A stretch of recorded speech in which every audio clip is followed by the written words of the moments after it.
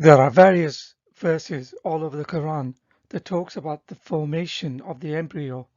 One such example is Quran 22:5, where it says, "People, if you doubt the resurrection, that we created you from dust, then a drop of fluid, then a clinging form, then a lump of flesh, both shaped and unshaped, we mean to make our power clear to you.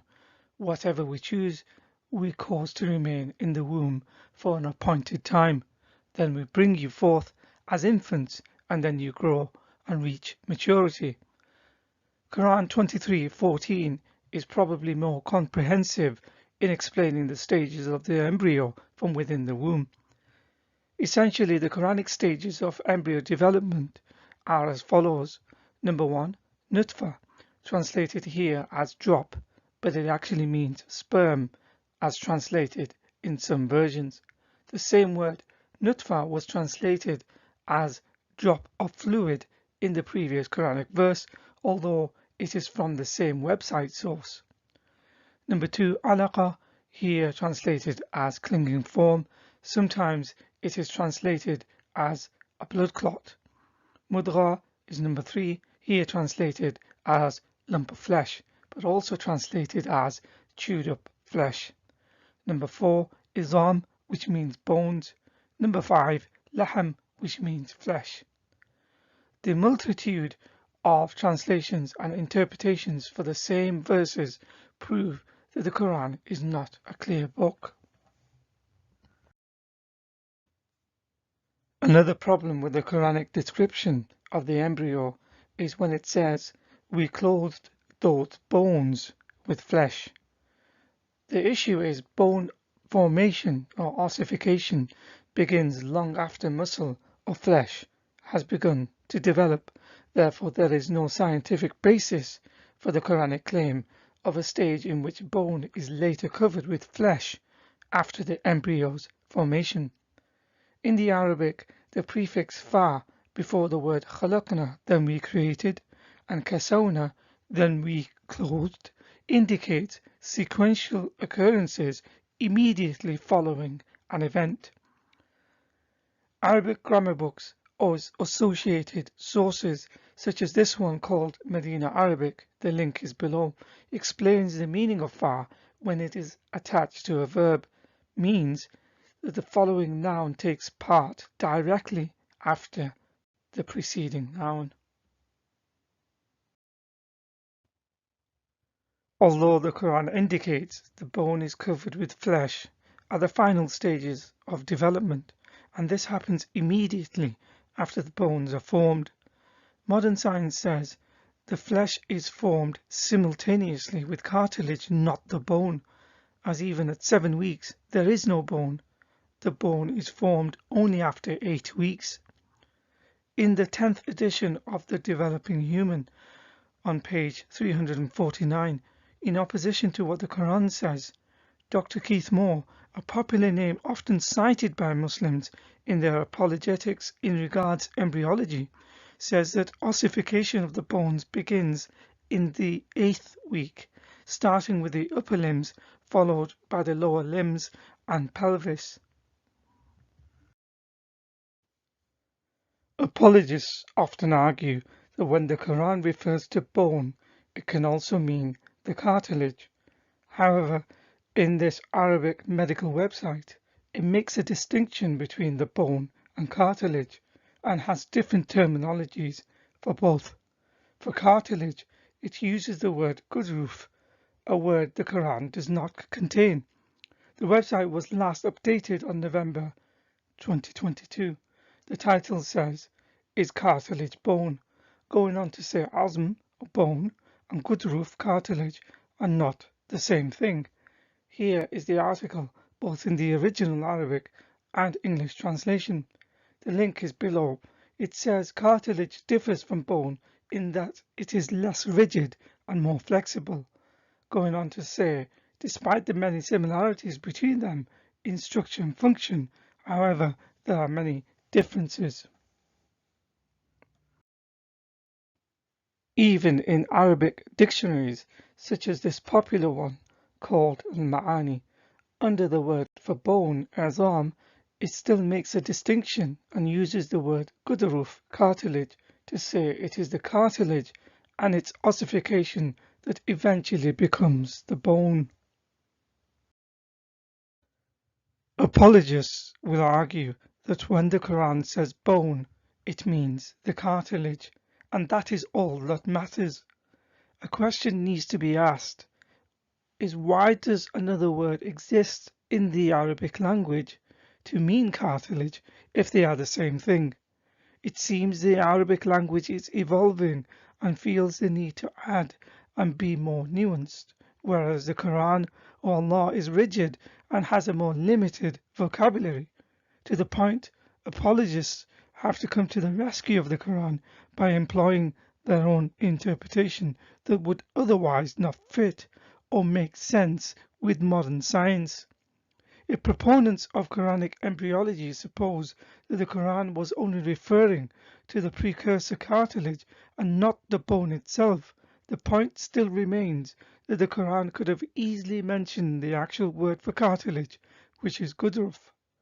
In any case, the embryology is still wrong, as the muscle of flesh, the cartilage, and their precursors develop contemporaneously, not sequentially, as the Quran suggests. The Quranic scientific miracle advocates consider Quran 2:259 when it talks about a dead donkey brought back to life again. The purpose of citing this verse is because, just like the previously cited embryology verses, it uses the same Arabic word for bones, izam, after which the same verb derivative, clothed, naksuha, is conjugated with the same Arabic word for flesh, lahma, to describe the resurrection of a donkey that had been dead for 100 years. Essentially, the point of highlighting this verse in relation to the embryology verses is twofold. Number one, to show a comparison of how these words, such as izam, bone, and laham, flesh, are used in the Quran in the context of another Quranic verse. Quite clearly, it can be seen the word izam means bone. In this verse, it never gets interpreted or translated as cartilage, which shows that the Quran does mean bone when it uses the word izam. And secondly, to show the contrast of the so-called miracle claims when it comes to embryology and the absurdity of a dead donkey being brought back to life again in the same book. The Quran in 23:14 and 22:5 uses a word called alaqa, shown here in the Arabic. Sometimes it is translated as clinging and other variations. A consensus in the translation say means a clot. An example of 23:14 is shown here. Commentaries will be shown next, which explain that this is the blood stage in the formation of the embryo.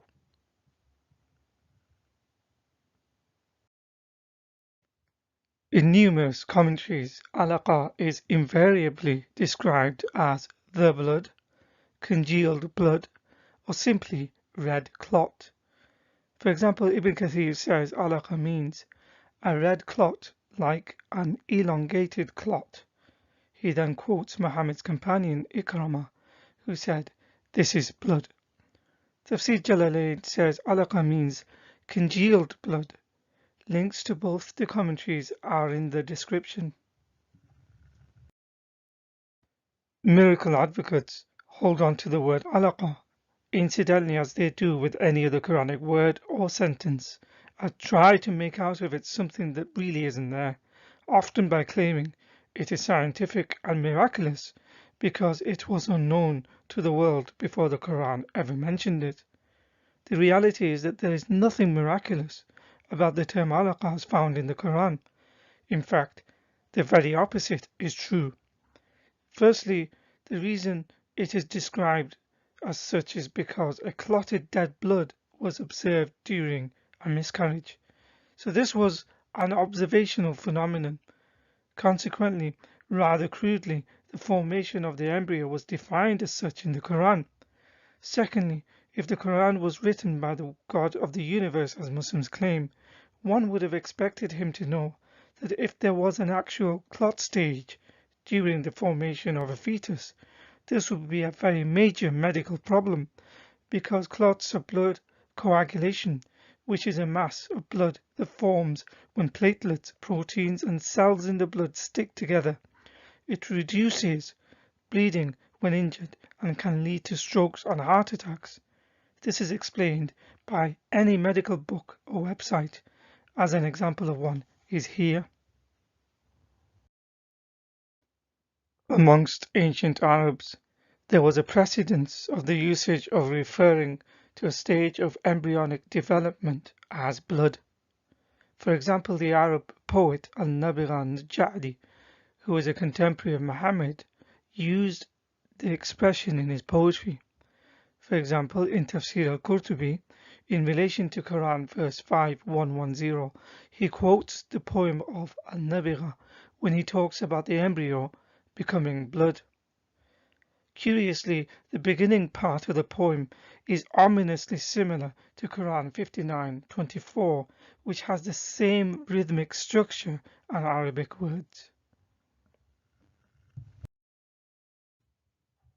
If the evidence just cited was not compelling enough for the Quran miracle seekers, who still insist that the word alaqa or blood clot, which is mentioned in the Quran to be of wondrous and scientific value in relation to embryology, consider the works of Zuhair ibn Abi Sulma, who was one of the greatest pre-Islamic poets. His works are cited in this work. His poetry can be found in Hamad al-Rawiya's anthology, the Mu'allaqat, a collection of pre-Islamic poetry. He was one of the most renowned poets that was reputed to have been honored by hanging copies of their works in the Kaaba and Mecca. Within numerous Islamic books, there are accounts that he met Muhammad and that he was the personal favorite of the second caliph and Muhammad's close companion, Umar ibn Khattab. Zuhair's father was also a poet, and his eldest son was also a poet who read his works to Muhammad. Evidence will be shown next, where he uses the word alaqa in his poetry in relation to a fetus.